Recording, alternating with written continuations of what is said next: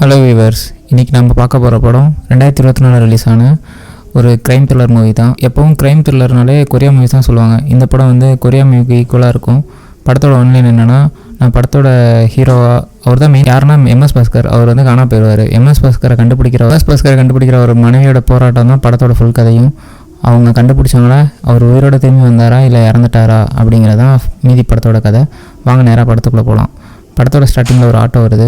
ஆட்டோவில் இருந்து ஒருத்தவங்க இறங்கி வந்து கம்ப்ளைண்ட் கொடுக்க வராங்க. அவங்க தான் எம்எஸ் பாஸ்கரோட ஒய்ஃபு. அவங்க வந்து சார் இது மாதிரி என்னோடய ஹஸ்பண்ட் காணா போயிட்டார் அப்படின்னு சொல்லி பேசிட்டு கம்ப்ளைண்ட் பண்ணாங்க. பேசி என்ன சொல்கிறாருன்னா, என்னம்மா சொல்கிறீங்க, வீட்டுக்காரர் காணா போயிட்டாரா அப்படிங்கிறாரு சிரிச்சுக்கிட்டு. ஒன்றும் இல்லை சார், இது மாதிரி நேற்று காலைல 10 மணிக்கு ஃபோன் பண்ணார். அதுக்கப்புறம் ஃபோனே காணோம் அப்படின்னா, சரிம்மா நைட்டு 10 மணிக்குள்ள வந்துடுவார் அப்படின்னு நக்கலாக பதில் சொன்னாங்க. அந்த அம்மா டென்ஷன் ஆகி, என்ன சார் இப்படி சொல்கிறீங்க, பதில் பேசிட்டீங்க அப்படின்னு. இதுமா டென்ஷன் ஆகாதம்மா, நீ ரைட்டர் இருப்பார், ரைட்டர்கிட்ட போய் கம்ப்ளைண்ட் கொடு அப்படி சொன்னோன்னா ரைட்டர்கிட்ட போகிறாங்க. ரைட்டர்கிட்ட போயிட்டு இது மாதிரி சார் என் வீட்டுக்காரர் காணா போயிட்டார், அவர் கம்ப்ளைண்ட் எழுதிக்கோங்க அப்படின்னா, உங்களுக்கு யார் மேலே சந்தேகமாக இருக்கும்னா, எனக்கு இது மாதிரி கரிமேடு தியாகம் மேலே சந்தேகமாக இருக்குது அப்படின்னா, கரிமேடு தியாகம் அவங்ககிட்ட என்னம்மா உங்களுக்கு பழக்கம் அப்படின்னா, இல்லை சார் அவர்கிட்ட எங்கள் வீட்டுக்காரர் கடன் வாங்கியிருந்தார் அப்படின்னா, அவங்ககிட்டே அம்மா வாங்குவீங்க அப்படிங்கிற மாதிரி அந்த ஆள் சொல்ல, பின்னாடி இருந்து ஒரு சவுண்டு கேட்குது. அவள் தான் நம்ம ஹீரோ தருண்குமார். ஏன் அவர் என்ன பிரச்சனை அப்படின்னு. இல்லை சார், அவன் பழைய ரெஜிஸ்டர் அவன் தான், அதனால் மக்கள்கிட்ட இருந்து தேவையில்லாத இடங்களை வந்து கட்ட பஞ்சாயத்து பண்ணி வாங்குறதே அந்த ஆள் தான் சார் அப்படின்னு. அந்த ஆள்கிட்ட இருந்து வாங்கி தரது ரொம்ப கஷ்டம் சார் அப்படிங்கிற மாதிரி சொன்னான். நீங்கள் வாமா, நான் அவங்களே எழுதி வாங்குறேன், என்னாச்சுன்னு சொல்ல அப்படின்னா, இல்லை சார் 6 மாதத்துக்கு முன்னாடி என் பொண்ணுக்கு கல்யாணம் வச்சுருந்தோம், திண்டுக்கல்ல கல்யாணம் பண்ணி கொடுத்தோம். அந்த பொண்ணுக்கு கல்யாணத்துக்காக 6 லட்ச ரூபா கடன் வாங்கியிருந்தோம், வட்டியோட சேர்த்து இன்னொரு ஆள்கிட்ட வாங்கியிருந்தோம். ஆனால் தியாகிட்ட வாங்கலை. தியாகு வந்து அந்த ஆள் கட்ட பஞ்சாயத்தை கூப்பிட்டு வந்துட்டு, நீங்கள் உங்கள் மதுரையில் உங்கள் இருக்க இடத்த எனக்கு எழுதி கொடுத்துருங்க, நான் உங்களுக்கு செலவு வேண்டிய பணத்தை நான் செட்டில் பண்ணிடுறேன், எனக்கு டாக்குமெண்ட்டில் சைன் பண்ணிடுறேன், 6 மாதத்தில் நீ எனக்கு பணத்தை தர வேண்டிய பணத்தை கொடுத்துரு 8 லட்ச ரூபாய் சார் அப்படின்னா. அந்த 6 மாதமும் வந்துருச்சு சார். ஒரு வழியாக நாங்கள் சிட் ஃபண்ட்ஸில் பணம் சேர்த்து கட்டி வச்சிருந்த பணம் வந்துருச்சு. அப்புறம் பேங்க்கில் கொஞ்சம் பணம் இருந்துச்சு. எல்லா பணத்தையும் சேர்த்து தான் அவர் கடனை உடைக்கலான்னு சொல்லிட்டு பேங்க்லேருந்து பணம் வாங்கிட்டு, அப்புறம் ஒரு ஃப்ரெண்டுக்கிட்டே பணம் வாங்கிட்டு தான் சார் அவர் எனக்கு கால் பண்ணார். கால் பண்ணிவிட்டு இது மாதிரி தியாகு வந்து 4 மணிக்கு வந்து பணத்தை கொடுத்துட்டு லேண்ட் பத்திரத்தை வாங்கிக்க சொல்லிட்டாரு அப்படின்னு சொன்னார் சார். அப்புறம் அப்போ கால் பண்ணதான், அதுக்கப்புறம் காலே பண்ணல சார் அப்படின்னு அந்த அம்மா. உடனே ஹீரோ வந்து பேசிட்ட, இப்போ வந்தாலும் எங்கேயா இருப்பான் அப்படின்னா, பேக்ரவுண்டில் வில்லனோட இன்ட்ரடக்ஷன் காட்டுறாங்க. வில்லன் யாருன்னா எதிர்நீச்சல் சீரியலில் வருவார்ல வேலராமமூர்த்தி, அவர் ஃபேமஸான டேரக்டர்.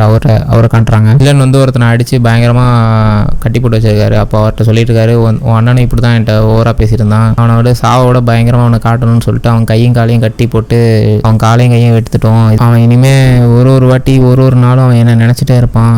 சாவோட பெரிய தண்டனை அவனுக்கு கொடுத்தாச்சு.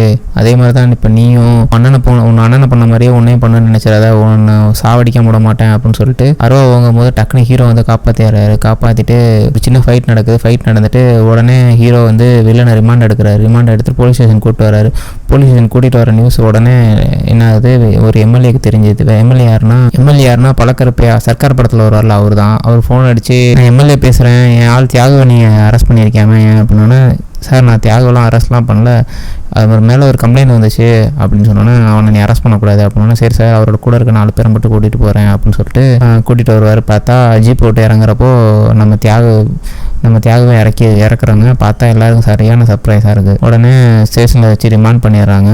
ஹீரோ வந்து வில்லனை கூட்டிகிட்டு வந்து ஒரு இடத்துல உட்கார ஹீரோ இன்வெஸ்டிகேஷனை ஸ்டார்ட் பண்ணுறாரு. செல்வன் நீ என்ன பண்ண, எம்எஸ் பாஸ்கர் என்ன பண்ண அப்படின்னா, அவரை நான் பார்க்கவே இல்லை அப்படின்னா, 4:30 மணிக்கு நீ தானே வர சொன்னேன், அவரை வந்துட்டு பத்திரத்தை வாங்கிட்டு போகணும்னு சொன்னோன்னே, ஆமாம் நான் வர சொன்னேன், ஆனால் அதுக்கப்புறம் அவர் வரவே இல்லை அப்படின்னு சொன்னோன்னே, இப்போ நீ உண்மையாக சொல்ல போறியா இல்லையா அப்படின்னோன்னே, நீ என்ன வேணால் பண்ணிக்கோ, ஆனால் இதுதான் உண்மை, நான் வந்து அவனை எதுவும் பண்ணவும் இல்லை, அவன் என்னை வந்து பார்க்கவும் வரல அப்படிங்கிற மாதிரி ஸ்டோரி நெக்ஸ்ட் சீன் போகுது. நமக்கான பேக்ரவுண்டில் என்ன நமக்கு தோணும், இவன் தான் கொலை பண்ணியிருப்பான், இவன் தான் ஏதாவது மறைச்சி வச்சுருக்கான், இவன் தான் அப்படின்னு. ஆனால் படத்தோட மெயின் ட்விஸ்ட்டு வேறு ஒன்று இருக்குது. அது என்ன ட்விஸ்ட்டு போக உங்களுக்கே புரிஞ்சிடும். அதுக்கப்புறம் அந்த அடியாளுங்க 4 பேரை போட்டு செம்ம அடிக்கிறாங்க போலீஸ்காரங்க. அடி தாங்க முடியாமல் ஆகாவோன்னு கத்திட்டு இருக்கானுங்க. அப்போது அங்கேருந்து ஹீரோ வந்துட்டு இது மாதிரி கேட்குறாரு, நீங்கள் உண்மையாக சொன்னீங்கன்னா உங்களை விட்டுருவோம் அப்படின்னோடனே, வில்லனோட அடியால் வந்து என்ன நினச்சுங்கிற சொல்கிறான். அன்றைக்கி எம்எஸ் பாஸ்கர் காணப்போன அன்றைக்கி வந்து ஃபோன் வருது. ஃபோனை கொண்டு வந்து வேலாராமமூர்த்திட்ட கொடுத்தோன்னா, வேலாராமமூர்த்தி அட்டன் பண்ணி சொல்லுவா என்ன அப்படின்னோடனே, இது மாதிரி பணத்தை ரெடி பண்ணிட்டேனே, வட்டியோட ரெடி பண்ணி குடிச்சிட்டேனே 8 லட்சம் அப்படின்னா, சரி செல்வா நான் உனக்கு சாயந்தரம் ஃபோன் அடிக்கிறேன், 4:30 மணிக்கு வந்து பணத்தை கொடுத்துட்டு டாக்குமெண்ட்டை வாங்கிட்டு போ அப்படின்னு சொன்னோன்னே, இப்போ தான் நமக்கு படத்துலேயே ஒரு ட்விஸ்ட்டு புரியுது. அந்த ரிங்கில் ஒரு இடம் வந்து எதனால் எழுதி வாங்கினாங்க அப்படின்னு பார்த்தா நம்ம எம்எல்ஏ இருக்கார்ல நம்ம பழகரப்பே அவர் வந்து அவருக்கு தேவைப்படுது போல் அந்த ரிங் ரோடு இடம். ஸோ அதனால தான் இவனுங்க உள்ளே பூந்து வேலராமமூர்த்தியை வச்சு அந்த லேண்டை வாங்கியிருக்கானுங்க. இப்போ தான் சொல்கிறான் எனக்கு அந்த லேண்ட் தேவைன்னு எவ்வளோ முக்கியம்னு உனக்கு தெரியல அப்படின்னா, விடுங்க தலைவரே, அவன் பணத்தை தானே ரெடி பண்ணியிருக்கான், நம்ம பார்த்துக்கலாம், வட்டியை அதிகப்படுத்தி திரும்பி தர முடியாதுன்னு சொல்லிடலாம், இல்லைனா உன்னோட பத்திரம் செல்லாபடி ஆகுது அப்படிங்கிற மாதிரி சொல்லி வாங்கிக்கலாம் தலைவரே, நீங்கள் இதுக்கெல்லாம் பயப்படாதீங்க தலைவரே அப்படின்னு சொல்லிட்டு அடுத்த நாள் நம்ம ஹீரோ இன்வெஸ்டிகேஷனில் ஸ்டார்ட் பண்ண ஆரம்பிச்சிட்டாரு. அடுத்த நாள் வந்து ஃபஸ்ட்டு அந்த சிட் ஃபண்ட்ஸ்லேருந்து இன்வெஸ்டிகேஷன் ஆரம்பிக்கலாம்னு சொல்லிட்டு அந்த சிட் ஃபண்ட்ஸ் ஓனர் ஐயப்பனை தேடி வராரு. ஐயப்பன்ட்ட வந்துட்டு நேற்று செல்வன் உங்கள் வீட்டுக்கு வந்தாரா, எம்எஸ் பாஸ்கர் வந்து என்ன பணம் வாங்கிட்டு போனாரா? ஆமாம் சார் வந்தார், ஒரு 12 மணி போல் இருக்கும், 4,60,000 அவரோட அமௌண்ட்டு, அதை நான் கையில் கொடுத்துட்டேன். அப்போ செல்வனை வந்து நம்ம தியாகுக்கு ஃபோன் பண்ணி அண்ணே அமௌண்ட் ரெடி ஆச்சுன்னு அப்படின்னு சொன்னோன்னே தியாகு வந்துட்டு 4:30 மணிக்கு வரேன்னு சொல்லியிருப்பார் போல். சரின்னு சொல்லிட்டு அண்ணன் அப்போவே அமௌண்ட் வாங்கி என் வீட்டிலேருந்து கிளம்பிட்டாரு, அதுக்கப்புறம் ஃபோன் எதுவும் பண்ணலை அப்படின்னு சொல்லிட்டு ஐயப்பன் சொல்லிட்டாரு. ஐயப்பனோட இன்வெஸ்டிகேஷன் முடிஞ்சுட்டு போலீஸ்காரங்க சரி ஓகே அப்படின்னு சொல்லி கிளம்பிடுவாங்க. சீனில் எஸ்ஐ கால் பண்ணுறாரு. எஸ்ஐ கால் பண்ணி சார் இது மாதிரி பேங்க்குக்கு போனேன் சார், பேங்க்லேருந்து கால் பண்ணுறேன், இது மாதிரி பேங்க்கில் வந்து ஐயப்பன் பணம் எடுத்திருக்காரு, சகுந்தலா சொன்னது உண்மைதான், ஆஃப்டர்நூன் 11 மணி போல் வந்து பேங்க்கில் வித்ட்ராவல் பண்ணியிருக்காரு, வித்ட்ராவல் பண்ணிட்டு வண்டியில் 2 வீலர் சிசிடிவி செக் பண்ணேன், சிசிடிவியில் இருந்து பார்த்தப்போ ஒரு வண்டி இங்கே தான் வந்திருக்கு, ஒயிட் கலர் ஆக்டிவா அப்படின்னு எஸ்ஐ சொல்கிறாரு. சகுந்தலா மேடமையும் கூட்டிகிட்டு வந்தேன், அவங்க கன்ஃபார்ம் பண்ணிட்டாங்க இது வந்து எம்எஸ் பாஸ்கரோட வண்டி, சேகரனோட வண்டி தான் அப்படின்னு சொல்லிட்டாங்க அப்படின்னு எஸ்ஐ சொல்கிறாரு. ஓகே நீங்கள் சேகரனோட காலேஜ் டே செக் பண்ணீங்களா? அது எனக்கு அப்படின்னா இல்லை சார் நான் கேட்டிருக்கேன், இன்றைக்கி ஈவினிங்குள்ளே வந்துடும் அப்படின்னா சரி ஓகே அதை ஃபாலோ பண்ணுங்க அப்படின்னு சொல்லிட்டு இப்போ நேராக நம்ம ஹீரோ வந்து நம்ம எம்எஸ் பாஸ்கரோட கடைக்கு வந்துறாரு. அவர் கடை பேர் சேகரன் ஸ்டுடியோ, ஒரு ஃபோட்டோ ஸ்டுடியோ வச்சிருக்காரு. அங்கே நேரம் வரார், பக்கத்தில் ஆப்போசிட்டில் வண்டி நிற்கிது. வண்டியை பார்த்துட்டு வண்டி டஸ்ட்டை செக் பண்ணுறாரு, எத்தனை நாளாக இங்கே நிற்கும் அப்படிங்கிற மாதிரி ஒரு அசியூம்ஷனுக்கு வராரு. ஓகே அப்படின்னு சொல்லி டீ கடைக்கார்ட்ட போய் கேட்குறாரு. டீ கடைக்கார்ட்ட சேகரன் எப்போ வந்தார் அப்படின்னா, சேகரன் நேற்று வந்தார் சார், நேற்று வந்து டீ குடிச்சிட்டு இருந்தார், அவரோட ஃப்ரெண்டு யோகி இங்கே தான் வந்தார், 2 பேரும் பேசிகிட்டு இருந்தாங்க அப்படின்னு சொல்கிறாரு. அவரும் அவர் ஃப்ரெண்டு குடிச்ச டீக்கும் என் கணக்கில் எழுதிக்கன்னு சொல்லிட்டு கிளம்பிட்டாரு. அதுக்கப்புறம் பார்க்கல. அப்புறம் நைட்டு பார்த்தேன் அவர் வண்டி அங்கே தான் நின்றுச்சு அப்படின்னு சொன்னோன்னே ஹீரோ யோசிக்கிறாரு, எப்படி வண்டி அது வரைக்கும் எடுக்காமல் இருப்பான் அப்படின்னு சொல்லிட்டு ஹீரோ யோசிச்சுட்டே இருக்காரு. டீயை குடிச்சிட்டு அப்படியே நம்ம செல்வத்தோட கடைக்கு பக்கத்தில் எம்எஸ் பாஸ்கர் கடைக்கு பக்கத்தில் இருக்க கடையை பார்க்குறாரு. அது வந்து ஒரு சலூன் ஷாப். அப்படியே சலூன் ஷாப்பில் போய் ஒரு நோட்டத்தை விடுவோம் அப்படின்னு சொல்லிட்டு உள்ளே போகிறாரு. போய் பார்த்தா அங்கே ஒருத்தன் கட்டிங்கை போட்டுட்ருக்கான். அவனை பிசி விரட்டி விட்டு சலூன் கடைக்காரன்ட்ட எங்கே செல்வம் ஆளை காணோம், செல்வத்தை பார்த்தீங்களா அப்படின்னு, தெரிலையே நான் பார்க்கலையே சார் அப்படின்னு. அவர் வண்டி நிற்கிது அப்படின்னு. ஆமாம் சார் நேற்றுலேருந்து வண்டி நிற்கிது அப்படின்னு சொல்கிறான். எப்போயோ அவர் கடையை மூடுறப்போ வெளியே போனால் கடையை மூட்டு தான் போவார், வந்துடுவார் இன்னும் கொஞ்சம் நேரத்தில் அப்படின்னா. நேற்று வந்தாரா அப்படின்னா, நேற்று வந்தார் சார், நான் என் கடைக்கு தான் வந்து சேவிங் பண்ணிட்டு போனார். சேகர் சேவிங் பண்ண வந்தாரா அப்படின்னு ஆச்சரியமாக இன்ஸ்பெக்டர் கேட்டோன்னே, ஆமாம் சார் வந்தார் சார். ஏன் சார் அப்படின்னா, என்னாச்சு அப்படின்னா ஃப்ளாஷ்பேக் போகிறாங்க. ஃப்ளாஷ்பேக்கில் வந்து சேகர் வந்து சலூன் கடைக்கு வந்து சேவிங் பண்ணி முடிச்சுட்டு கிளம்புற போது தியாகிட்ட வந்து கால் வர மாதிரி காட்டுறாங்க. தியாக என்ன சொல்கிறாருன்னா, இப்போ உடனே கிளம்பி மில்லுக்கு வந்துரு, மில்லில் வச்சு வாங்கிக்கலாம் அப்படின்னோடனே, மில்லுக்கான நீங்கள் 4 மணிக்கு தானே வர சொன்னீங்கன்னா நான் இப்போயே வர சொல்கிறீங்க அப்படின்னு எம்எஸ் பாஸ்கர் கேட்டார். அப்படின்னா இல்லை வேறு வேலை இருந்தால் பாரு சேகரா, ஒன்றே இல்லைண்ணே நான் உடனே கிளம்பி வரேனே, எங்கே வரணும்னு சொல்லுங்கண்ணே அப்படின்னா, நீ வெளியே வந்து பாரு, உன் கடைக்கு ஆப்போசிட்டில் ஒரு ஒயிட் கலர் வண்டி நிற்கும், அதில் ஏறி கிளம்பி வா அப்படின்னா. போலீஸ்கார் கேட்குறாரு, இது ஒயிட் கலர் வண்டியா, நல்லா யோசிச்சு சொல்லு, என்ன மாதிரி வண்டியா அப்படின்னா. அதுவா சார், அது ஸ்கார்பியோ மாதிரி இருந்துச்சு சார் அப்படின்னா. பின்னாடி எதுவும் பார்த்தியா, இல்லை வண்டி நம்பர் ஞாபகம் இல்லை சார், ஆனால் பின்னாடி வண்டிக்கு பின்னாடி ஒரு லிங்கத்தோட ஸ்டிக்கர் இருந்துச்சு சார், அதை மட்டும் தான் நான் நோட் பண்ணேன், வேறு எதுவும் நான் நோட் பண்ணல சார் அப்படின்னு சொல்லிடுறான். அதுக்கப்புறம் இன்ஸ்பெக்டர் கிளம்பி ஸ்டேஷனுக்கு வந்துடுறாரு. எஸ்ஐ வந்து ஐயப்பனோட பேக்ரவுண்டை செக் பண்ண சொன்னீங்க சார், செக் பண்ணியாச்சு, ஐயப்பன் ரொம்ப நாள் வருஷமாகவே சிட் ஃபண்ட்ஸ் தான் நடத்துகிறாங்க, அவங்க மேலே எந்த சின்ன ஒரு யாரும் இல்லை சார் அப்படின்னா. அதுக்கப்புறம் சேகரனோட கால் ஹிஸ்ட்ரி வந்துருச்சு சார், சேகரன் லாஸ்ட்டாக பிரகாஷ்னு ஒருத்தருக்கு கால் பண்ணியிருக்காரு 1:45, வேறு எந்த காலும் போகலை சார் அப்படிங்கிற மாதிரி சொல்லியிருக்கு. அதே மாதிரி எம்எஸ் பாஸ்கர் ஒய்ஃப் அவங்க சொன்ன ஸ்டேட்மெண்ட்டுக்கு உண்மை தான் சார், அவங்க கால் பண்ணுறப்போ லாஸ்ட்டாக சுவிச் ஆஃப்னு அந்த இடத்துல வந்து மொபைல் கட்டான இடத்துல போய் நாங்கள் செக் பண்ணோம், அது வந்து தியாகுக்கு சொந்தமான மில் சார். கொஞ்ச நேரம் கழிச்சு இன்னொரு பிசி வராரு. இன்னொரு பிசி வந்துட்டு, சார் சேகரனோட மொபைல் ஆன் ஆயிடுச்சு சார், இப்போ லொக்கேஷன் காட்டுது, இப்போ நம்ம அப்படின்னா நீங்கள் ஒரு கால் பண்ணுங்கள் அப்படின்னா. இல்லை சார் ஃபோன் சுவிட்ச் ஆனாக இருக்குது, பட் ஆனால் சிம்மை மட்டும் மாற்றிட்டு வேறு சிம் போட்டிருக்காங்க சார், நமக்கு ஐஎம்ஐ நம்பர்லேருந்து நமக்கு ட்ரேஸ் ஆகிட்டு இருக்கு அப்படின்னா, வாங்க உடனே கிளம்பி அந்த அட்ரஸ்க்கு போகலாம் அப்படின்னு சொல்லிட்டு எல்லாம் கிளம்புறாங்க. நேராக கிளம்பி அந்த ஸ்பாட்டுக்கு வந்துட்டாங்க. ஒரு லேடி இருக்காங்க. லேடி பிடிச்சி விசாரிக்கிறப்போ, இது யாரோட மொபைல்மா அப்படின்னு கேட்குறப்போ, இது வந்து என்னோடய வீட்டுக்கார் கொண்டு வந்து கொடுத்தாரு சார். ஏன் சார் என்னாச்சு அப்படின்னா, உன் வீட்டுக்கார் பேர் என்ன அப்படின்னா, என் வீட்டுக்கார் பேர் பாஸ்கர் அப்படின்னா. பாஸ்கரா அப்படின்னு யோசிக்கிறப்போ சரியான ட்விஸ்ட்டு. இந்த பாஸ்கர் யாருன்னா, நம்ம தியாகு கேங்கில் இருந்தால ஒருத்தன், அந்த ஆள் தான். உடனே அவனை பிடிச்சி செம்மாடி அடித்து, எப்பறம் அவனுக்கு இந்த மொபைல் வந்துச்சு, நீ தானே கொன்ன, என்ன ஆனார் செல்வத்தை யார் கொண்டா, என்ன ஆச்சு அப்படின்னு சொல்லி செம்மாடி உரிச்சு எடுத்துறாங்க. உரிச்சு எடுத்தோன்னா அவன் கடைசியில் சொல்கிறான், இல்லை சார் நான் அண்ணன் வந்து வெளியே அனுப்பிச்சிட்டிங்க நீங்கள் சொன்னோன்னா அன்றைக்கி நைட்டு நான் ரொம்ப போதையை போட்டுட்டு அங்கிட்ட இங்கிட்ட அவ்வளாத்திட்டு இருந்தேன். அப்போ பார்த்தா மில்லுக்கு வந்து பார்த்தா மில்லில் வந்து அண்ணன் இல்லை. அண்ணன்னு கூப்பிட்டு நானும் அப்புறமேட்டு போய் படுத்துட்டேன். காலைல எழுந்துச்சி ஒன்று கிடைக்கலான்னு போகிறேன், பார்த்தா அங்கே ஒரு ஃபோன் கிடந்துச்சி சார். அந்த ஃபோனை தான் சார் எடுத்து நான் கொண்டு வந்து என் ஒய்ஃப்ட்ட கொடுத்தேன். கடைசியில் அதுக்கு எதுக்கு எனக்கு சம்மந்தம் இல்லை சார். அப்படின்னா போலீஸ் போட்டு வெளுன்னு வெளுக்கிறான். உண்மையை சொல்கிறா, நீ சொல்கிறத யாராவது நம்ப முடியுமாடா அப்படின்னு சொல்லிட்டு செம்மாடி மனுஷன் வெளுன்னு எடுத்துறான். இதான் சார் உண்மை, இதை நான் எதுக்கு சார் பொய் சொல்ல போகிறேன், என் பிள்ளை சத்தியமாக இதான் சார் உண்மை அப்படின்னு சொல்லி அப்புறம் மாறிடுறேன் சார். அப்புறம் மாறியா சார்னு சொல்லிட்டு கெஞ்சி கேட்குறான். அதுக்கப்புறம் எஸ்ஐ எல்லாமே நின்று பேசிகிட்டு இருக்காங்க. ஏன்னா இந்த கேஸ் நம்மளை சுற்றி ஒரே இடத்துல வந்து நிப்பாட்டுது, என்ன தான் நடந்திருக்கும் அப்படின்னு உடனே எஸ்ஐ சொல்கிறான். எனக்கு என்னமோ இப்படி நடந்திருக்குமா தான் சார் டவுட்டாக இருக்குது அப்படின்னு சரி சொல்லி அப்படின்னு சலன் கடைக்காரர் என்ன சொன்னார், வண்டியோட பின்னாடி லிங்கம் ஸ்டிக்கர் ஒட்டியிருக்குன்னாரு. அதே மாதிரி பாஸ்கரோட வண்டிக்குள்ளே லிங்கம் இருந்துச்சு. ஸோ வந்து எம்எல்ஏவோட மச்சானுக்கு இந்த லேண்டை வந்து ரெஜிஸ்டர் பண்ணி கொடுத்துட்டாங்க. அதை தெரிஞ்ச எம்எஸ் பாஸ்கர் வந்து எப்படி என் லேண்டை என்ன கேட்காம ரிஜிஸ்டர் பண்ணி தர முடியும் அப்படின்னு சண்டை போட்டுட்டு இருந்திருக்காரு. ஒன்று எம்எஸ் பாஸ்கரை கடத்தி வச்சுருக்கணும், இல்லை எம்எஸ் பாஸ்கரை அந்த குவாரியிலே வச்சு கொண்டுட்டு புதைச்சிருக்கணும் சார். இப்படி தான் சார் நடந்திருக்கும், எனக்கு என்னமோ டவுட்டாக இருக்குது அப்படின்னா டிரைவர் என்ன சொல்கிறாரு, இல்லை சார் அதுக்கு நடக்க வாய்ப்பே இல்லை, தியாகம் அப்படிலாம் கொலை பண்ணவோ மறைச்சி வைக்கிற அளவு கிடையாது, அப்படி நடக்க வாய்ப்பே இல்லை சார் அப்படின்னு சொல்கிறோம். அப்புறம் அடுத்த நாள் ஆயிடுது. ஒருத்தன் சைக்கிள் ஓட்டிகிட்டு வரான். லாங் ஷாட்டில் காட்டுவாங்க. லாங் ஷாட்டில் காட்டும் போதே நம்ம ஒரு கெஸ்ஸிங்க்கு வந்துடும், ரைட்டு யாரும் மண்டையை போட்டான், எடா எம்எஸ் பாஸ்கரை கொண்டுட்டாங்க போல், பாடியை கொண்டு வந்து போட்டிருப்பாங்க போல் அப்படின்னு கெஸ் பண்ணிகிட்டே இருப்போம். பட் ஆனால் அங்கே ஒரு சரியான ட்விஸ்ட்டு தரமாக இருக்கும். பார்த்தா எம்எஸ் பாஸ்கரே இருக்காது, ஒரு லேடி போனால் இருக்கும். என்னடா இது நம்மளும் நினச்சிட்டே இருப்போம், சரி எம்எஸ் பாஸ்கர் தான் கொண்டு போட்டு வச்சுருக்காங்க போல. கடைசியில் பார்த்தா ஒரு லேடி போனால் இருக்கும். யாரா அந்த லேடி அப்படின்னு சொல்லிட்டு காட்ட மாட்டாங்க, கவரை காட்ட மாட்டாங்க. உடனே என்ன பண்ணுவாங்க, ஒரு ஃபோன் வரும், நம்ம இன்ஸ்பெக்டர் உடனே கிளம்பிடுவாப்பில், தலைவர் கிளம்பிட்டு வண்டி எடுத்துகிட்டு கிளம்பி ஸ்பாட்டுக்கு வந்துடுறாரு. ஸ்பாட்டுக்கு வந்துட்டு பீசிங்கில் க்ரௌடை கிளியர் பண்ணுங்க அப்படின்னு சொல்லிட்டு நேராக வந்து பார்த்துட்டு டெட் பாடியை பார்த்துட்டு அப்புறம் விட்னஸ் யார் நீ தான் முதல் பார்த்தியா அப்படின்னு. ஆமாம் சார் நான் தான் பார்த்தேன். நீ தான் கொலை பண்ண அப்படின்னு. இல்லை சார் நான் கொலை பண்ணல சார், நான் இளநீ பைக்க வந்தேன் சார், நான் கேன் வாட்டர் போட வந்தேன் சார் அப்படின்னு சொல்கிற மாதிரி அப்படின்னு சொல்லுவான். கடைசியில் நான் எதுவும் பண்ணல சார் அப்படின்னா அப்புறம் ஒரு ஹஸ்பண்ட் அண்ட் ஒய்ஃப் வந்து அழுதுகிட்டே வருவாங்க. கடைசியில் பார்த்தா அந்த இறந்த பொண்ணோட அம்மா அப்பா அவங்க தான் போல் ரொம்ப தேம்பி அழுதுட்டுருப்பாங்க. ஹீரோ ஒன்று இருங்க ஏன் அழுகுறீங்க, அது உங்கள் பொண்ணு தானா அப்படின்னு சொல்லி கேட்பாரு. இல்லைங்க எங்கள் பொண்ணோட இது எனக்கு தெரியாத, என் பொண்ணு தான் அது அப்படின்னு சொல்லி அவங்க பேரண்ட்ஸ் வந்து கதறி அழுதுட்ருப்பாங்க. சரி சொல்லுங்கள் உங்கள் பொண்ணு எப்போ காணாமல் போனாங்க, எப்போ என்ன ஆச்சு அப்படின்னு சொல்லி கேட்குறப்போ இது மாதிரி என் பொண்ணு காலையில் 8 மணிக்கெலாம் வேலைக்கு கிளம்பிடுவா சார், ஒரு நகை கடையில் வேலை செய்கிறா, திரும்பி நைட்டு வரதுக்கு 11 மணி ஆயிரும், ஆனால் ரெகுலராக வந்துட்டுருப்பா, நீ காணாமல் போனால் அன்றைக்கி நைட்டு நான் பஸ் ஏற போகிறேன் அப்படின்னு சொல்லி இன்ஃபர்மேஷன் மட்டும் தான் கொடுத்தா. அதுக்கப்புறம் நாங்கள் திரும்பி கால் பண்ணோம், ஃபோன் சுவிச் ஆஃபில் தான் இருந்துச்சு அப்படின்னு சொல்லிட்டு இருக்காரு. அப்புறம் பொண்ணு கூட வேலை செய்கிறவங்களுக்கு நான் கால் பண்ணி கேட்டேன் சார், அவங்களுக்கும் அந்த பொண்ணும் அவள் அப்பயே வேலையை விட்டு போயிட்டாளே அப்படின்னு சொன்னாங்க. உடனே என் ஃப்ரெண்டோட கூப்பிட்டு பக்கத்தில் இருக்க பஸ் ஸ்டாப்புக்கு போய் பார்த்தேன், அங்கே லாஸ்ட்டு பஸ் எப்போயே வந்துருச்சு அப்படின்னாங்க. அப்புறம் பைக் ஸ்டாண்டுக்கு போய் பார்த்தேன், பைக் ஸ்டாண்டில் பைக் வந்துட்டு நின்றுச்சு, என் பொண்ணு காணா சார் அப்படின்னு சொல்லி. அப்புறம் டெட் பாடியோட கவரை ரிமூவ் பண்ணுறாங்க. ரிமூவ் பண்ணி பார்த்தா அது அவங்க பொண்ணு தான். திரும்பி அவங்க அழுவ ஆரம்பிச்சிடுறாங்க. ரொம்ப அந்த சீன் ரொம்ப சோகமாக போகும். அப்புறம் நம்ம இன்ஸ்பெக்டரு இன்வெஸ்டிகேஷனை ஸ்டார்ட் பண்ணிடுறாரு. இன்வெஸ்டிகேஷன் ஸ்டார்ட் பண்ணிவிட்டு ஃபஸ்ட்டு பைக் பார்க் பண்ணியிருக்க இடத்துக்கு போயிட்டு இங்கே மாதிரி இந்த பொண்ணு ரெகுலராக வருவாங்கள்ல, அன்றைக்கி நைட் என்ன ஆச்சு அப்படின்னு கேட்குறப்போ அவங்க எப்பயும் போல தான் சார் ரெகுலராக வந்தாங்க.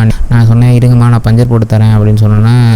இல்லை நான் லேட் ஆயிரும், பஸ்ஸு மிஸ் பண்ணிடுறேன், நான் வண்டியை இங்கே நிப்பாட்டுறேன், எனக்கு ஒரு ஆட்டோ மட்டும் பிடிச்சி கொடுங்க அப்படின்னு சொன்னேன்.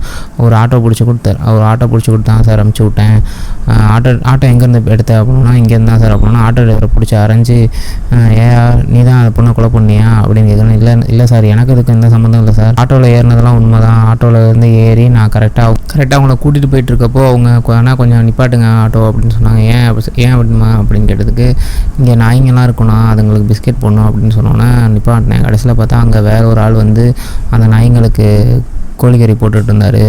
அந்த பொண்ணு போய் கேட்டுச்சு, இது மாதிரி ஏன் நாய்ங்களுக்கு கோழிக்கறி போடுறீங்க அப்படின்னா, இல்லைம்மா இன்னைக்கு ஒரு ஆர்டர் வந்துச்சு, அந்த ஆர்டர் வேணான்னு சொல்லிட்டனால கோழிக்கறி வந்து போட்டுட்ருக்கீங்க அப்படின்னு சொன்னோன்னே அப்புறம் இந்த பொண்ணு திரும்பி வந்து ஆட்டோவில் ஏறிடுச்சு சார். அதுக்கப்புறம் நாங்கள் அந்த பொண்ணு வீட்டு வாசல் டேர்னிங் வளையிற இடத்துல நான் இறக்கி விட்டு வந்துட்டேன் சார். அதுக்கப்புறம் எனக்கு எதுவும் தெரியாது சார் அப்படின்னு ஆட்டோ டிரைவர் சொல்ல ஹீரோக்கு இன்னும் சந்தேகம் வலுக்குது. எப்படி இங்கே இறக்கி விட்ட பொண்ணு திரும்பி வீட்டு வரைக்கும் போகல, ஏன் என்ன நடந்திருக்கும், இதுக்கு நடுவில் என்ன நடந்திருக்கும் அப்படின்னு சொல்லிட்டு ஹீரோ யோசிச்சுட்டே இருக்காரு. அந்த இடத்துக்கு என்னை கூட்டிகிட்டு போ அப்படின்னு சொல்லிட்டு ஆட்டோ டிரைவரும் போலீஸ்காரு அப்புறம் பிசி பிசி எல்லோரும் அங்கே போகிறாங்க. அங்கே போய் பார்த்தாலே தெரியுது அந்த இடம் ரொம்ப கொடூரமாக இருக்குது.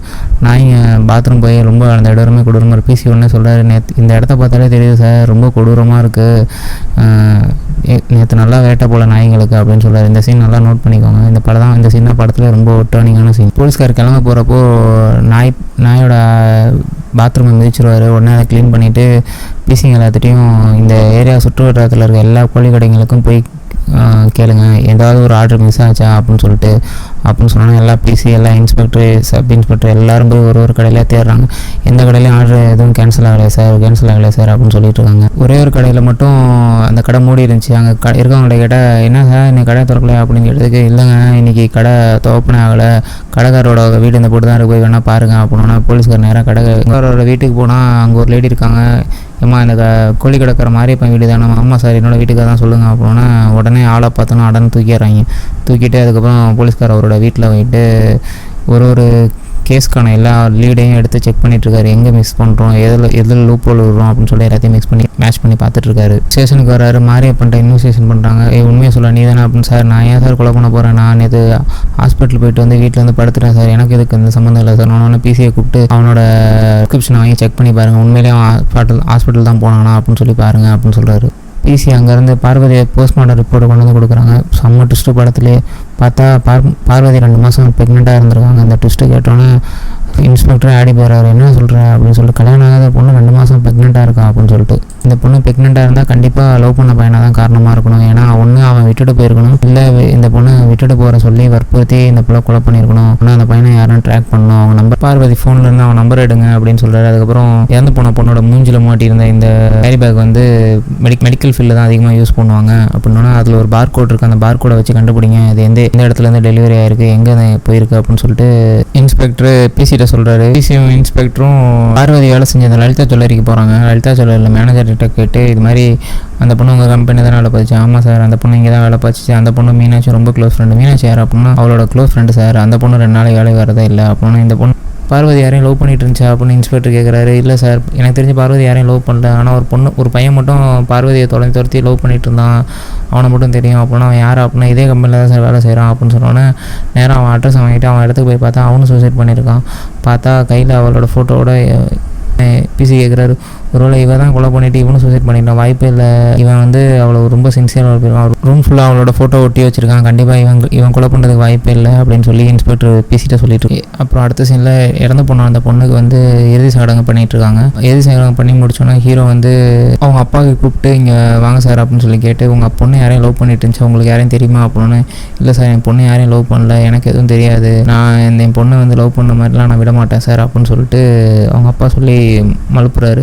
ஆனால் ஹீரோவுக்கு டவுட் இருக்குது, ஏன்னா பொண்ணு மாசமாக இருக்குது, கண்டிப்பாக இவர் போய் சொல்கிறாரு அப்படின்னு சொல்லிட்டு ஹீரோ வந்து இவரையும் நோட் பண்ணுங்கள், இவரோட டெய்லி ஆக்டிவிட்டீஸை நோட் பண்ணுங்கள் அப்படின்னு சொல்லுங்கள். இது மாதிரி எதுவும் ஹானர் கில்லிங்காக கூட இருக்கலாம். இன்ஸ்பெக்டர் அவர் வீட்டுக்கு வந்துடுறாரு. இது வரைக்கும் நடந்த எல்லாத்தையும் ஒரு ரீகால் பண்ணிட்டுருக்காரு. அவங்க அப்பா சொன்னது எல்லாத்தையும் ஒரு ரீகால் பண்ணிட்டுருக்காரு. அடுத்த நாள் காலையில் விடியுது, டேரெக்டாக போலீஸ் ஸ்டேஷன் வந்துடுறாரு. போலீஸ் ஸ்டேஷன் வந்துட்டு நம்ம தியாகம் இன்வெஸ்டிகேஷன் பண்ணணும் அப்படின்னு சொல்லிட்டு இன்வெஸ்டிகேஷன் பண்ணுறாரு. எனக்கு வந்து ஸ்டாலிடான எவிடன்ஸ் எல்லாமே இருக்குது, பாஸ்கர் காரில் தான் சேகரன் ஏறி போனதுக்கும் என்கிட்ட ப்ரூஃப் இருக்குது, அதே மாதிரி அந்த காரை ஓட்டிகிட்டு போனது யாருங்கிறதுக்கு எனக்கு ப்ரூஃப் இருக்குது, உன்னோட மில்லில் சேகரனோட ஃபோன் கடந்திருக்கு, இந்த சாவிலிட் எவிடன்ஸே போதும் உன்னை தூக்கி உள்ளே வைக்கிறதுக்கு அப்படின்னு சொல்லிட்டு போலீஸ்கார் வந்து நம்ம வேலாராமமூர்த்தியை மிரட்டிட்டு இருக்காரு. அவர் வேலாராமூர்த்தி ஒரே ஒரு வார்த்தை தான் சொல்கிறாரு, ஒயிட் கலர் கார் 1,00,000 பேர்த்திட்ட இருக்குது, சிவனை கும்பிட்றவங்க 1 கோடி பேருக்கு மேலே இருக்காங்க, இதுக்கும் அதுக்கும் எனக்கு எந்த சம்மந்தம் இல்லை, நீ உன்னால் முடிஞ்சது என்ன வேணால் பார்த்துக்கோ அப்படின்னு சொல்லி ஒரே அடியாக முடிச்சாரு. அப்புறம் எஸ்ஐ கூப்பிட்டு ரிமாண்ட் ரிப்போர்ட் ரெடி ஆச்சுன்னு கேட்குறாரு. ரிமாண்ட் ரிப்போர்ட் ரெடி சார் அப்படின்னு சொல்லிட்டு சரி நம்ம இன்னைக்கு தியாகம் ரிமாண்ட் பண்ண போகிறோம் அப்படின்னு சொல்லிட்டு கிளம்புறாங்க. அதுக்கப்புறம் இன்னொரு எஸ்ஐ வராரு. வந்துட்டு சார் இது மாதிரி அந்த பாலித்தீன் கவரோட ரிப்போர்ட் வந்துருச்சு சார், அது மும்பைலேருந்து மேனுஃபேக்சர் ஆகி வந்திருக்கு. அப்புறம் தியாக கோர்ட்டில் ஆர்டர் பண்ணிவிட்டு நெக்ஸ்ட் சீனில் வந்து ஹீரோ வந்து அந்த பார்கோடை வச்சு என்னென்ன ஷாப்பில் இருக்குன்னு சொல்லி செக் பண்ணிட்டு இருக்காரு. ஒரு ஷாப்புக்கு போய் இது மாதிரி இந்த ஷாப்புக்கு தான் இந்த பார்கோடு இந்த ப்ராடக்ட் வந்துச்சா செக் பண்ணி சொல்லுங்கள் அப்படின்னோன்னே அவங்களும் செக் பண்ணி சொல்கிறாங்க. இந்த கடையில் வரல சார் அப்படின்ட்டு 2-3 கடைக்கு போகிறாரு, எந்த கடையிலுமே வரலன்னா கடைசியாக ஒரு கடைக்கு போகிறாரு. அங்கே வந்து இந்த பார்கோடு இங்கே தான் சார் ஸ்கேன் ஆகிருக்கு அப்படின்னு சொன்னாங்க. எங்கே டெலிவரி பண்ணியிருக்காங்க அப்படின்னா இந்த ஹாஸ்பிட்டல் சார் அப்படின்னு ஹாஸ்பிட்டல் ரிசிப்ட் எடுத்து கொடுக்குறாரு. ஹீரோவுக்கு கோர்ட்லேருந்து கால் வருது. அட்டன் பண்ணி பேசினா அதில் தியாகதான் பேசுகிறாரு. நீ வந்து சேகரன் கேஸில் என்னை கோத்து விட்டா கேஸ் நிற்காதுன்னு சொல்லிட்டு அந்த பழைய கேஸு அடிதடி கேஸில் மர்டர் கேஸில் என்னத்துக்கு உள்ளே வைக்கலான்னு பார்க்குறியா அப்படின்னா, ஆமாம் நான் தான் சொன்னல உன்னை நாங்கள் எப்படியாவது உள்ளே வைப்பேன் தான் உன்ட்ட அப்படின்னு நான் சேலஞ்ச் பண்ணலை, உன்னால் முடிஞ்சதை பார்த்துக்க அப்படின்னு சொல்கிறான். அதுக்கப்புறம் ஒரு பிசிலேருந்து கால் வருது.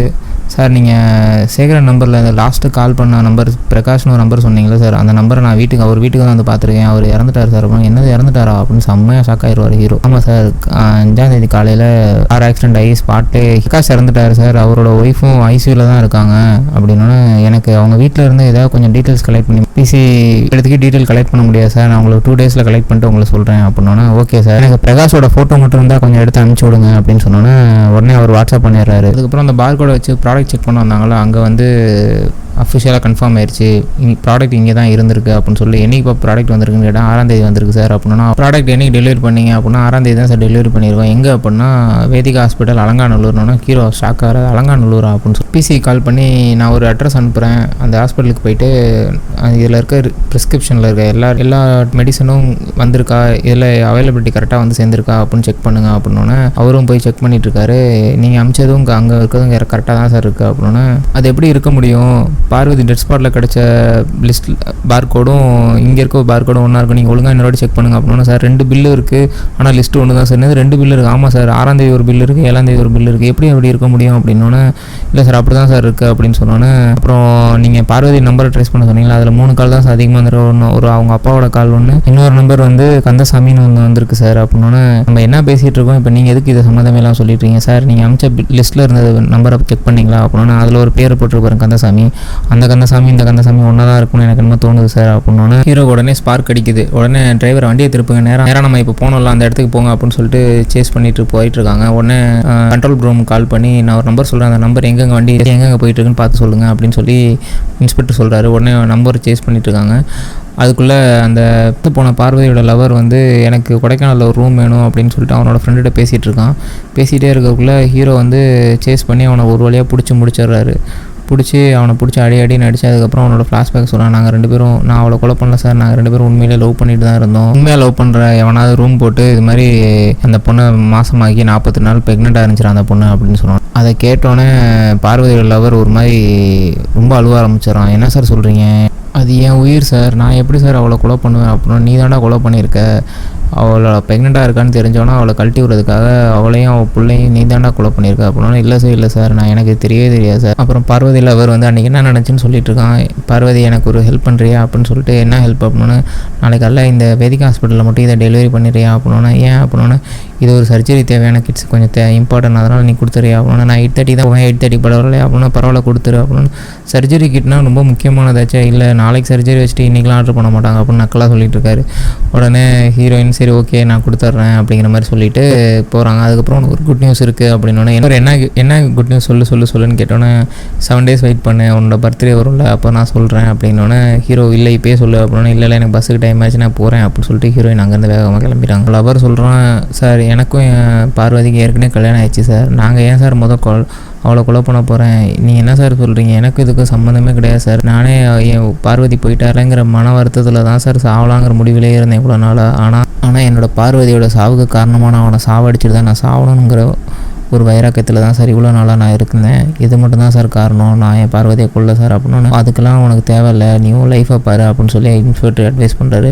அப்புறம் பிசி எனக்கு என்னமோ பார்வதியோட அப்பா மேலே தான் சார் சந்தேகமாக இருக்குது அப்படின்னா, இன்ஸ்பெக்டர் இந்த கேஸில் சம்மந்தப்பட்ட எல்லாரையும் ரீஇன்வெஸ்டிகேஷன் பண்ணுவோம் அப்படின்னா, பார்வதியோட அப்பா வர வச்சு பார்வதி அப்பா கிட்ட நீங்கள் எதுக்கு பார்வதி லவ் பண்ண விஷயத்தை மறைச்சிங்க அப்படின்னா, சார் எனக்கு வேறு வழி தெரில சார், என் சுற்றி இருக்கவங்க என் சொந்தக்காரங்க எல்லோரும் எனக்கு கேள்வி கேட்பாங்க, நான் பயத்தில் தான் சார் நான் இந்த மாதிரி பண்ணிட்டேன், அதை மொத்தத்தில் வர என் பொண்ணை நான் கொல்கிற அளவுக்குலாம் நான் ரொம்ப கொடூரமானவன் இல்லை சார் அப்படின்னு சொல்லிட்டு அவங்க அப்பா ரொம்ப அழுகுறாரு. உடனே ஹீரோக்கு ஒரு கால் வருது. அட்டன் பண்ணி பேசினா அங்கேருந்து ஒருத்தவங்க சொல்கிறாரு, இது மாதிரி நீங்கள் அமிச்ச டிஎன்ஏ 2மே பர்ஃபெக்டாக மேட்ச் ஆகுது, என்ன சொல்கிறீங்க கரெக்டாக வா அப்படின்னு. ஆமாம் சார் பர்ஃபெக்டாக மேட்ச் ஆகுது டிஎன்ஏ அப்படின்னோடனே, எஸ்ஏ கூப்பிட்டு நம்ம சேகரோட கடைக்கு போகலாம், சேகரோட ஒய்ஃப் சகுந்தலாவே அங்கே வர சொல்லுங்கள் அப்படின்னா நேராக எல்லாம் ஸ்பாட்டுக்கு வந்துடுறாங்க. சகுந்தலாம் ஸ்பாட்டுக்கு வந்துடுறாங்க. டீ கடைக்கார்ட்ட வந்துட்டு அன்றைக்கி நீ ஏதோ சொல்லிட்டு இருந்தியா அப்படின்னா, ஆமாம் சார் டீ குடிக்க வந்தாங்க, அவரோட ஃப்ரெண்டு ஒருத்தர் அவர் பேசிட்டு இருந்தாங்க அப்படின்னா, யார் அந்த ஃப்ரெண்டு அப்படின்னா, ஒருத்தர் குண்டா இருந்தார் சார் அப்படின்னா, யோகலிங்கம் அப்படின்னு சகுந்தலா சொல்கிறாங்க. அவருக்கு ஃபோன் அடிச்சு இங்கே வர சொல்லுங்கள் அப்படின்னா அவரும் கிளம்பி வராரு. அதுக்கப்புறம் சேகரன் கடையை ஓப்பன் பண்ணி அதில் பிரகாஷ் சம்மந்தமான ஏதாவது எவிடன்ஸ் இருக்கான்னு பார்த்தோன்னா பிரகாஷோட அட்ரஸும் பிரகாஷோட ஃபோன் நம்பர் மேட்ச் ஆகுது சார், மற்றபடி எந்த ஒரு எவிடன்ஸும் இங்கே இல்லை அப்படின்னா பிரகாஷோட ஃபோட்டோ நம்மள்கிட்ட இருக்குல்ல, அந்த ஃபோட்டோ வச்சு ஆல்பத்தில் செக் பண்ணுங்க அப்படின்னு ஹீரோ சொல்கிறாரு. இல்லை சார் இதுக்கு வாய்ப்பே இல்லை, இங்கே எந்த ஒரு இதுவும் இல்லை, எல்லாமே மதுரை காளைவாசலில் இருக்க சென்னல் கலர் லேபில் தான் சார் கொடுத்து கலர் பண்ணியிருக்காங்க அப்படின்னா, சரி அவங்களுக்கு வாட்ஸ்அப்பில் ஃபோட்டோ அனுப்பிச்சு இவரோட ஃபோட்டோ இங்கே தான் இருக்கா அப்படின்னா கேளுங்க அப்படின்னா, அதே மாதிரி எஸ்ஐயும் கால் பண்ணி ஃபோட்டோ அனுப்பிச்சிட்டு கால் பண்ணி கேட்குறாரு. ஆமாம் சார் இது செல்வம் வந்து கலெக்ட் பண்ணிக்கிறேன்னு சொன்னார், ஆனால் வந்து கலெக்ட் பண்ணிக்கவே இல்லை அப்படின்னு சொல்கிறாங்க. அவங்க அதுக்குள்ளே எம்எஸ் பாஸ்கரோட ஃப்ரெண்டு வந்துடுறாரு. அவர்கிட்ட வந்து நீங்கள் 5ஆம் தேதி சேகரன் வந்து மீட் பண்ண போகிறப்போ என்ன பேசிக்கிட்டீங்க அப்படின்னா, என்கிட்ட பர்சனலாக ஒரு 50,000 பணம் கேட்டிருந்தாரு அப்படின்னா, நாங்கள் டீ குடிச்சிட்டு இருக்கப்போ பக்கத்தில் ஒரு ஆள் உட்காந்துருந்தான் அப்படின்னா, அவன் கையில் ஒரு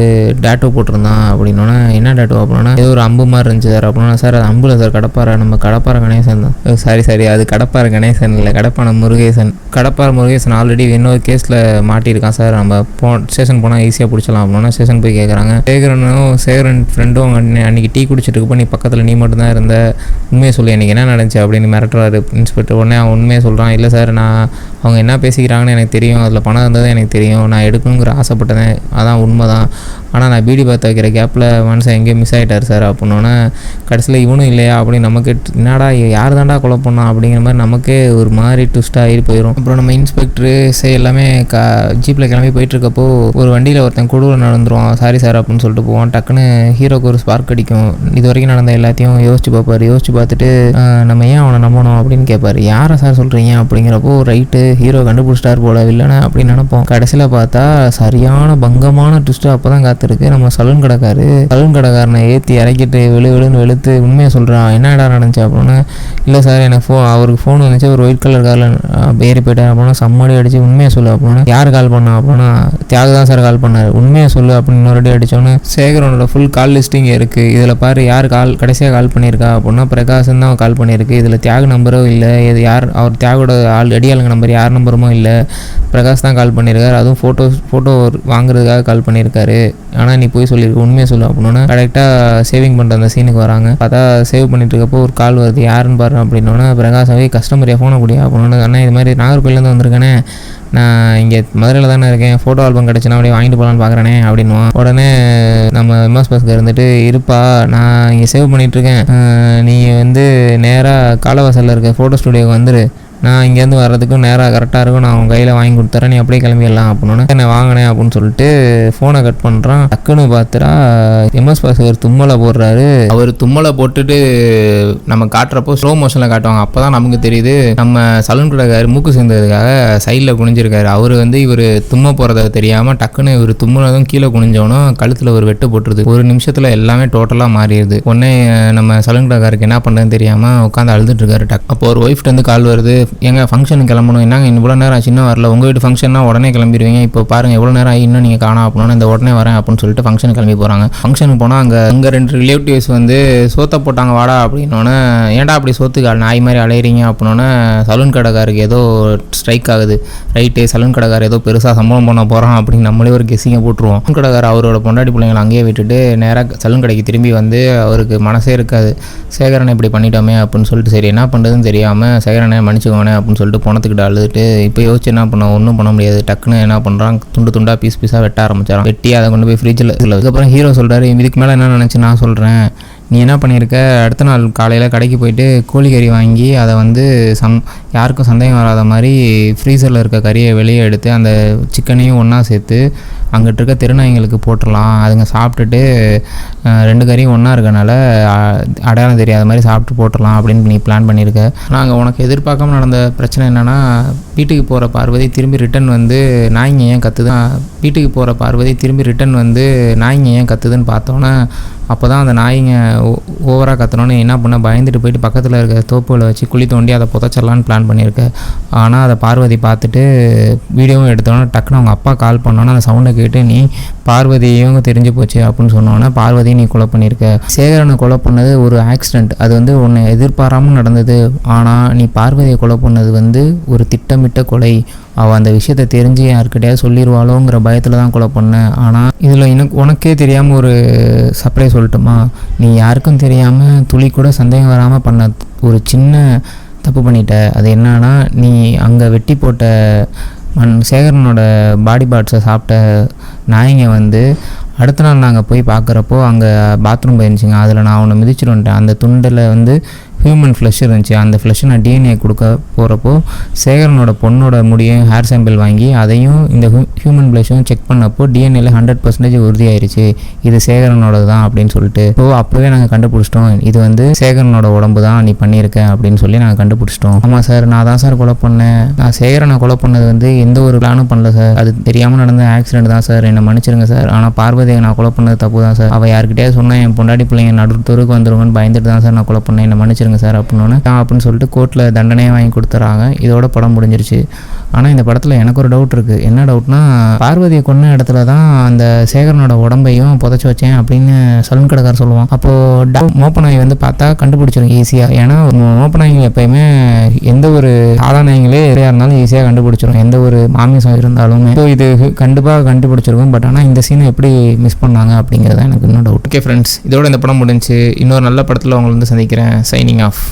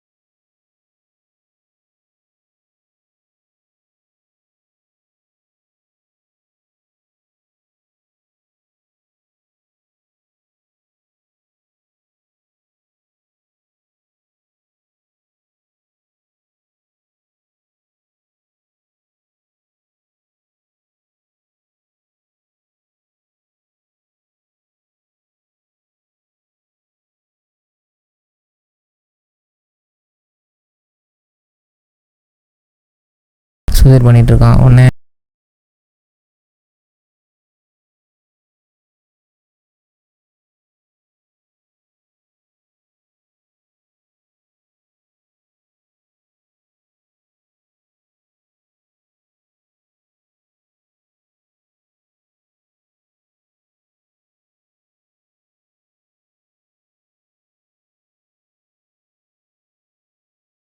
வண்டியை ஸ்டார்ட் பண்ணுறப்போ வண்டி ஸ்கிட் ஆகி கீழே விழுந்துட்டாங்க. அதுக்கப்புறம் வண்டியை பார்த்தா தான் தெரியுது அது பஞ்சர் ஆயிடுச்சு.